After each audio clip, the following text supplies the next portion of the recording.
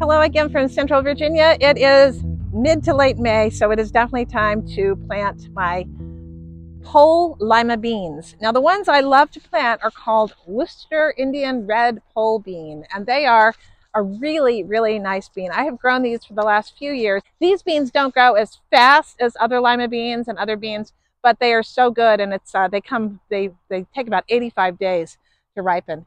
They're beautiful red, dark red beans. You can actually dry these and use them during the winter, which I have done. But they are just a delicious, delicious lima bean. So I'm going to be planting those here on my teepee, which is made out of bamboo. I'll show you how I put this up. The other thing I'm going to plant in this bed behind me, I finally decided I'm going to do a lemon squash plant, and I'll probably put in a little bit of red basil as well. There are already some marigolds growing here, so I might move those to another spot so they'll be in a perfect spot. Let's get started. As you come into my garden and look from the south up to the north, the bed I'm going to use is the next to the last one towards the north side.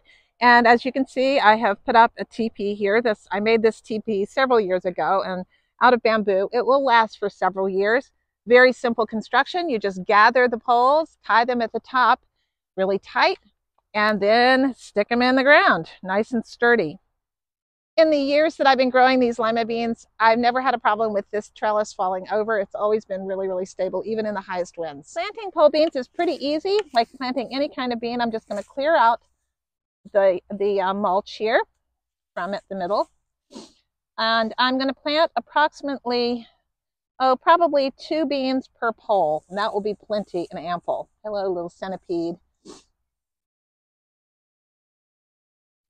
Last year, this bed was my eggplant bed for many of my eggplants. Little Kentucky centipede, I don't want to bother you, but I do want you out of my way because I don't want to hurt you. All right, so I'm just going to loosen up that soil a bit. All right, in here.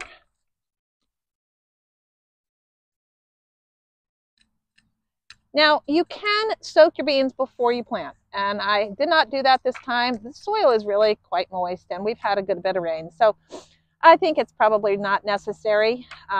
Sometimes that can speed up the planting. Okay, here we go. Here are the beans. I'm going to put in approximately 1, 2 per pole. I'll probably put in 3, and maybe I'll end up moving one just because they might not all decide to come up. All right, just loosening that soil a bit.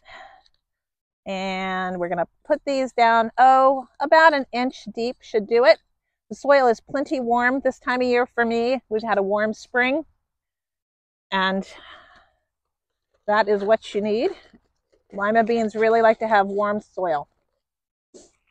So they're going to go down about, 1 inch, then get good soil contact. I will pull the mulch back close, loosely around, and they will pop up pretty soon. They'll push right through that mulch. Pop them in there, pop them in there. Where's that third one? Can I put that third one in? Maybe I did, maybe I didn't.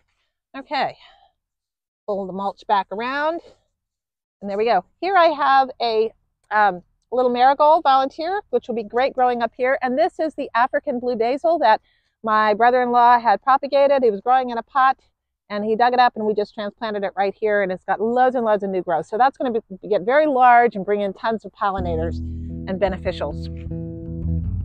So this teepee is now planted up. I may come in and just plant some radishes or something in the center because might as well have some things growing. They'll be done by the time the beans really start growing up. And over here is where I'm going to plant the squash.